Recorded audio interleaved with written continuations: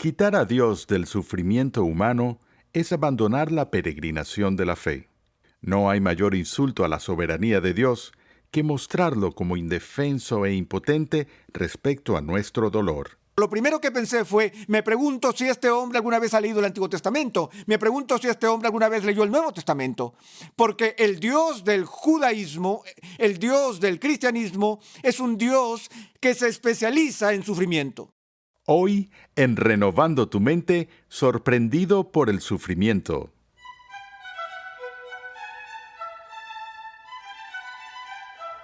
Bienvenidos una vez más a Renovando tu Mente con el Dr. R.C. Sproul. Por muchos años, aquí en los Ministerios Ligonier, soñamos y oramos a Dios por la oportunidad de traer recursos de sana doctrina confiables a las personas de habla hispana, no solo en Latinoamérica, sino también alrededor de todo el mundo. En los últimos 3 años, por la gracia de Dios, hemos podido expandir nuestra biblioteca Ligonier a más de 20 libros en español y hemos podido alcanzar millones de personas a través de la programación de Renovando tu Mente y nuestras publicaciones en nuestro blog y las redes sociales. Hoy nos complace anunciarles otro gran hito en nuestra historia de alcance al mundo hispano: el lanzamiento de la Biblia de Estudio de la Reforma, nuestra Biblia de Estudio editada y revisada por el Dr. R.C. Sproul. Al final de esta lección te daremos más detalles. No sé si lo has notado, pero vivimos en un mundo caído, lleno de violencia, injusticias, desastres naturales, enfermedades y muertes. Muchos se preguntan, ¿dónde está Dios? Martín Lutero una vez dijo, hasta que una persona no experimente el sufrimiento, no puede saber lo que significa tener esperanza. El sufrimiento trae consigo dolor, angustia y por lo general miedo. Cuando el sufrimiento irrumpe en nuestra vida cotidiana, los asuntos triviales se vuelven insignificantes. Somos consumidos por las presiones inmediatas del momento.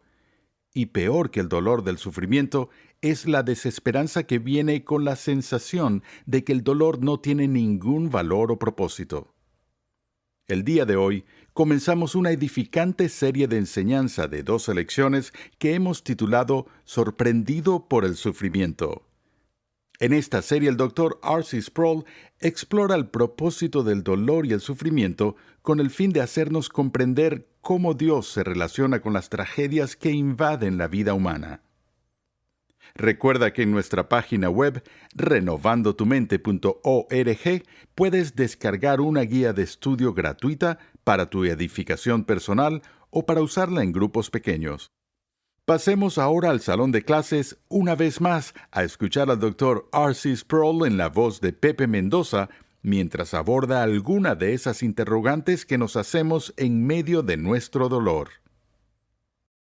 Antes de empezar formalmente esta serie breve de enseñanza, hay un par de cosas que quiero decir a todos ustedes. En primer lugar, reconozco que entre la amplia audiencia de toda la región hay personas en diferentes ocupaciones, doctores, empleados, pastores, personas en diferentes actividades. Y en un grupo de tanta gente variada es habitual que el orador se dirija de una manera más abstracta y académica. Quisiera pedirles de su paciencia, si es posible, para aclarar que estoy dirigiendo estas charlas a los que padecen alguna enfermedad y luego a los amigos y familiares que han tenido que enfrentar de primera mano niveles profundos de dolor, de incertidumbre, de aflicción y en muchos casos hasta la muerte misma.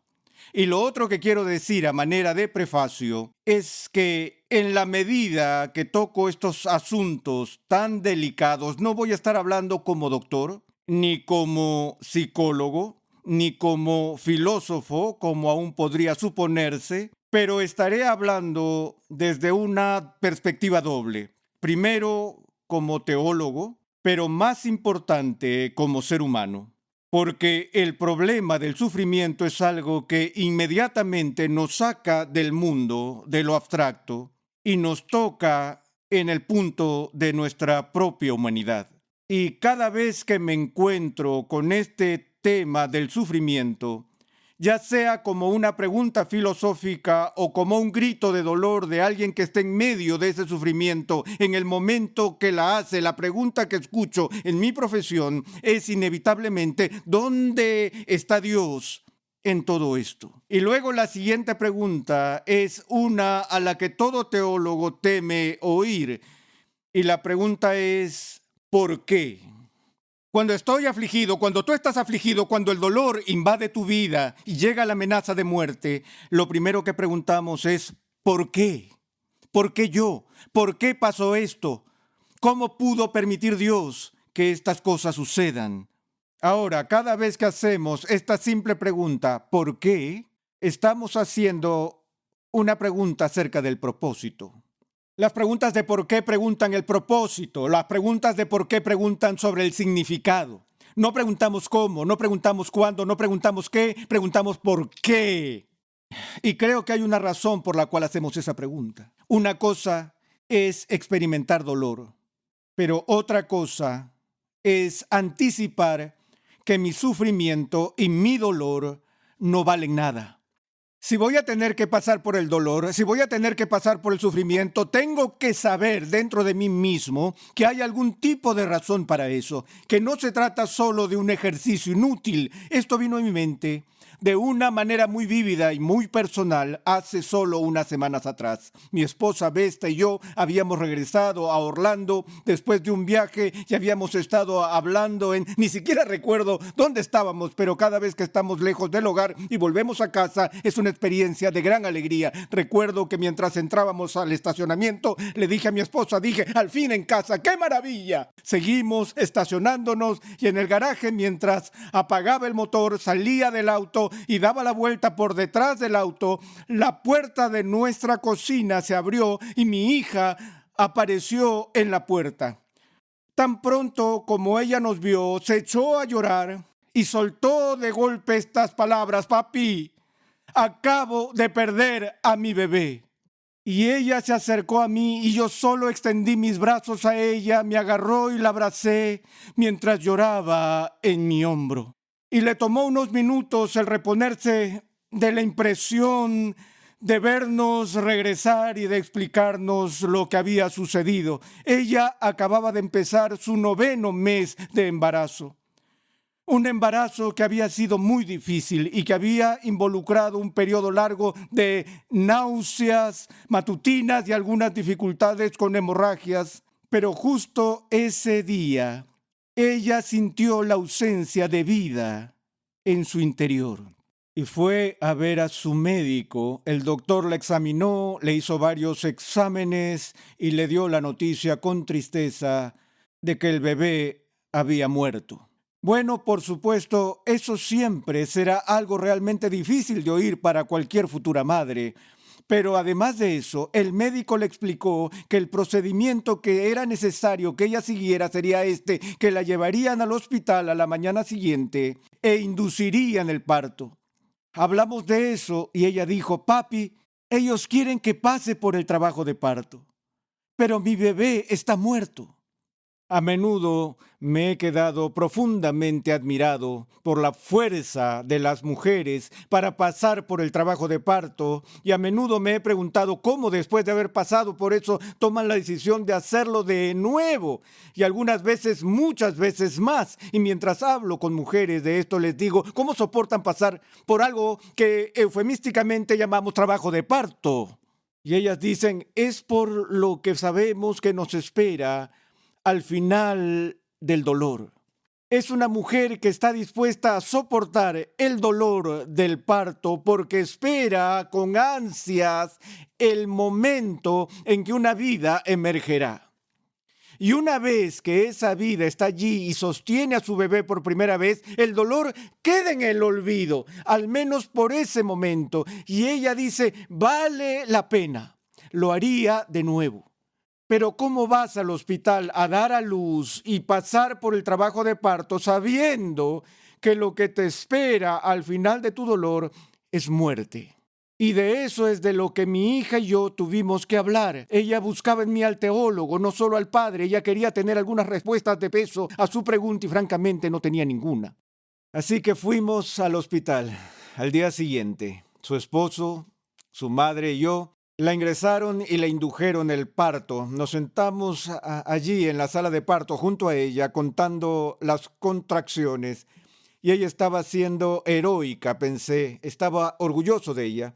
Y después que habían pasado varias horas, ella dijo, papi, ¿por qué no bajas un rato y comes algo y luego regresas en unos minutos y ya que me siento bien? Entonces me excusé, me alegré por el respiro, bajé las escaleras y pedí algo rápido para comer. Solo me tomó 15 o 20 minutos y luego regresé apurado para continuar con la espera. Y mientras me acercaba, abriendo puertas que llevaban a la sala, de repente me quedé paralizado por un grito largo y espeluznante. Me tomó unos momentos para darme cuenta de que era mi hija la que estaba gritando de esa forma. Y para serles honestos, yo estaba aterrorizado de avanzar por esas puertas y llegar a la sala. Y en lo que me acercaba al lugar, una enfermera me detuvo, levantó sus manos y me dijo, ya viene el bebé. Así que corrí de vuelta hacia el pasillo por unos momentos y luego finalmente la enfermera salió y me dijo, está bien, ya puede entrar. Entonces entré y vi algo que nunca olvidaré. Mi esposa nunca olvidará, mi yerno nunca olvidará y yo sé que mi hija nunca olvidará mientras yo viva. Mi hija estaba en la cama y estaba sosteniendo en su seno a una pequeña niña de 8 meses que no tenía vida. Y yo estaba preocupado por los procedimientos médicos, los reglamentos. ¿Cómo se le ocurre dejar a este bebé sin vida en los brazos de una madre? ¿Por qué no se la llevaron y procedieron de la manera que ellos lo hacen? Y mientras discutía eso con las enfermeras me dijeron, la madre necesita ver el fruto de su trabajo de parto. Ella sostuvo al bebé por 45 minutos, por una hora, entraron y tomaron fotos, un mechón de cabello, le pusieron nombre, hicieron todas esas cosas. Y mi hija lloraba, yo lloraba, su esposo lloraba, todos lloraban. Pero mientras hablamos de esto hoy, en las últimas semanas ella me dijo, papi, tenía que cargar a mi bebé, porque tenía que saber que mi trabajo de parto no fue en vano, que mi dolor no fue en vano. Justo este lunes recibí en mi oficina la noticia de que la esposa de una figura deportiva muy famosa en Estados Unidos había fallecido. Judy, esposa joven de Bob Griese, el ex mariscal de campo de los Delfines de Miami, murió esta semana después de luchar contra el cáncer por varios años. Ahora, no soy un amigo personal cercano de la familia Griese, pero estuve en Miami hace un mes dando una serie de conferencias y después de una de ellas, una mujer se me acercó atravesando a toda la gente y yo a mí me dijo, Arcy, ella dijo, quiero pedirte un favor personal. Y yo dije, ¿de qué se trata? Ella dijo, tengo una amiga muy querida que está luchando contra el cáncer por varios años y ahora se encuentra realmente deprimida.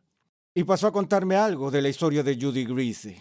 Y me dijo, Judy ha estado escuchando tus grabaciones y te conoce, no en persona, pero a través de ese material educativo. Luego dijo, estoy segura de que significaría mucho para ella si tú de alguna manera pudieras ir y verla. Yo dije, claro, iré y seré honesto con ustedes. No recuerdo haberme sentido más incapaz que cuando me subí a ese auto para ir a visitar a esa mujer que había estado luchando con esa enfermedad por varios años.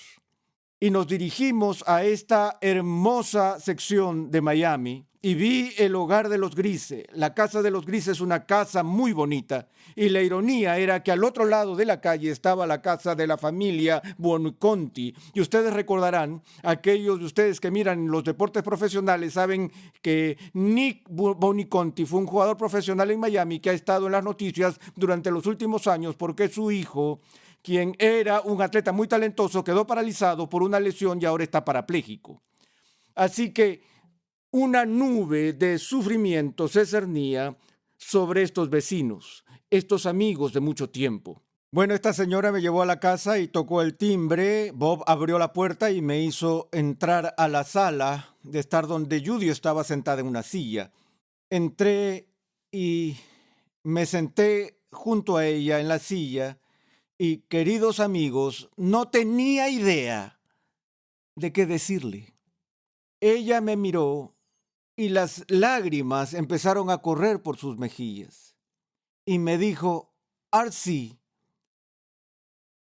no creo que pueda resistirlo más. Yo no sabía qué decir. O sea, ¿qué puedes decir? ¿Acaso dices, no digas eso? ¿O dices, tú tienes que soportar, no te rindas, tienes que resistir? Y pensé, ¿quién soy yo para decirle a esta mujer cuánto tiene que soportar? Así que no dije nada, solo tomé su mano y me senté allí sintiéndome cada vez más y más incapaz en ese momento mientras sostenía su mano por cerca de 45 minutos y solo le escuchaba hablar. Y cuando terminamos, tuvimos un tiempo de oración y me retiré. Al día siguiente recibí la noticia de que ella se había caído por las escaleras y la llevaron de urgencia al hospital. Ella nunca regresó a casa del hospital, fue básicamente el fin. Pero esta señora vino a verme al día siguiente, estaba muy emocionada y me dijo, ella dijo, no te imaginas cuán maravilloso fue anoche cuando visitaste a Judy Grise. Respondí, yo no dije nada. Le dije, estaba tan avergonzado. Le dije, yo sé que ella estaba esperando que yo le diera algunas palabras de consuelo y sabiduría y que le explicara el consejo secreto del Dios Todopoderoso, para lo cual no estoy preparado, no importa cuánto de teología he estudiado. Y le dije, yo no hice nada, todo lo que hice fue sentarme allí y sostener su mano por 45 minutos. Ella me dijo, pero eso era todo lo que ella quería y era todo lo que necesitaba. Ella ha escuchado todos los sermones y ha escuchado todos los temas, pero ella solo quería que alguien le mostrara que ella importaba. Y me dijo, te guste o no, porque eres un ministro, representas la presencia de Cristo para ella. Y le dije, ¡hey! Es una pobre representación. Y pensé en ese momento en una declaración que Martín Lutero hizo alguna vez. Él dijo, es deber de todo cristiano el ser Cristo para su prójimo. Ahora, Lutero era muy bueno como teólogo como para afirmar eso de manera literal. Martín Lutero entendió que a todos nosotros nos quedaban muy grandes los zapatos de Cristo. Pero ser cristiano significa representarlo, llevar su consuelo, su paz, su comprensión y no su juicio a las personas que están en dolor. No tengo muy a menudo la oportunidad de escuchar a los teleevangelistas. Esa es la nueva palabra que se ha acuñado este año, los predicadores televisivos. Pero no hace mucho, escuché a uno de esos predicadores, ni siquiera podía recordar en este momento quién era, pero él estaba de pie e hizo esta declaración a la gente que estaba viendo la televisión. Él dijo, quiero que entiendan que Dios no tiene nada que ver con el sufrimiento. Y que Dios no tiene nada que ver con la muerte. La muerte es algo que se entromete en la creación de Dios. Y por supuesto, este ministro continuó diciendo y asignando todo dolor, todo sufrimiento, toda enfermedad y toda muerte al diablo. Y mientras escuchaba eso, para ser honesto con ustedes, quería arrojar algo a través de la pantalla del televisor. Y ahora intento trato de entender qué pasa por la cabeza de un ministro, ya sea un ministro de televisión o cualquier otra clase de ministro, para ponerse de pie y decir a la gente que Dios no tiene nada que ver con el sufrimiento o que Dios no tiene nada que ver con la muerte. Y la única cosa que se me ocurre es que este ministro de alguna forma quería responder a los problemas que las personas tienen cuando les sobreviene el sufrimiento, porque algunos se enojan con Dios. Mucha gente se enoja con Dios. Dicen, oye, tú sabes que esto no es justo. ¿Cómo puedes dejar que estas cosas me pasen a mí? Otra vez, ¿por qué? ¿Dónde está Dios en todo esto? Lo que el ministro televisivo estaba tratando de hacer con tanto cuidado era absolver a Dios de toda culpa y toda responsabilidad por permitir que algo desagradable le ocurra a una de sus queridas criaturas. Así como los filósofos solían decir que si Dios es realmente amoroso y si Dios es realmente poderoso, entonces no podría permitir que suceda toda la tragedia, dolor, sufrimiento y tristeza que suele suceder en este mundo. Así que el ministro televisivo lo envolvió todo en papel de regalo y dijo, Dios simplemente no tiene nada que ver con esto. Ahora, estoy seguro de que lo que él estaba tratando de hacer era lograr que las personas se sintieran cómodas porque ellos no querían pensar en un Dios que de hecho podía estar involucrado en su dolor. Pero dos cosas vinieron a mi mente en ese momento. Lo primero que pensé fue, me pregunto si este hombre alguna vez ha leído el Antiguo Testamento. Me pregunto si este hombre alguna vez leyó el Nuevo Testamento. Porque el Dios del judaísmo, el Dios del cristianismo, es un Dios que se especializa en sufrimiento.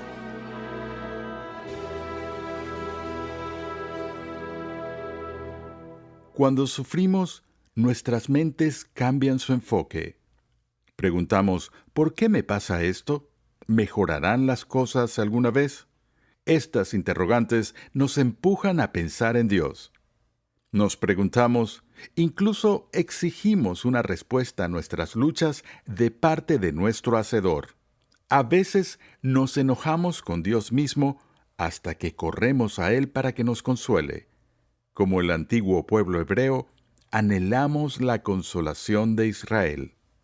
Gracias una vez más por la sintonía en el día de hoy. Te invitamos a visitar nuestra página web renovandotumente.org, donde podrás descargar gratuitamente la guía de estudio de la serie de hoy. Allí, además, encontrarás nuestro archivo de episodios pasados, artículos y contenido multimedia y muchos recursos más que producimos con la finalidad de cumplir con nuestra misión de proclamar, enseñar y defender la santidad de Dios en toda su plenitud a tantas personas como sea posible. El redescubrimiento de la verdad que impulsó la Reforma en Europa hace 500 años ha despertado una nueva reforma en el mundo de habla hispana hoy. Es por eso que nos complace presentar la Biblia de Estudio de la Reforma. Esta nueva Biblia de estudio de los ministerios Ligonier está cuidadosamente elaborada para ofrecer una experiencia de lectura, estudio y discipulado sin precedentes para cada edad y etapa de la vida cristiana. Más de 1 millón de palabras de explicaciones versículo por versículo y temáticas con la colaboración de 75 distinguidos pastores y teólogos de alrededor del mundo, liderados por el Dr. R.C. Sproul. Visita la página web bibliadeestudiodelareforma.com para que puedas obtener toda la información referente a las características únicas de esta Biblia, descargar una muestra gratuita de las herramientas de estudio que incluye y conocer la disponibilidad de la misma en tu país.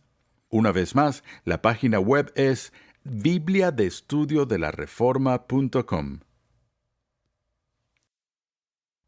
En el siguiente episodio de Renovando tu Mente, R.C. Sproul continúa con la enseñanza de hoy y ofrece una guía para aquellos que buscan consolar a personas en apuros.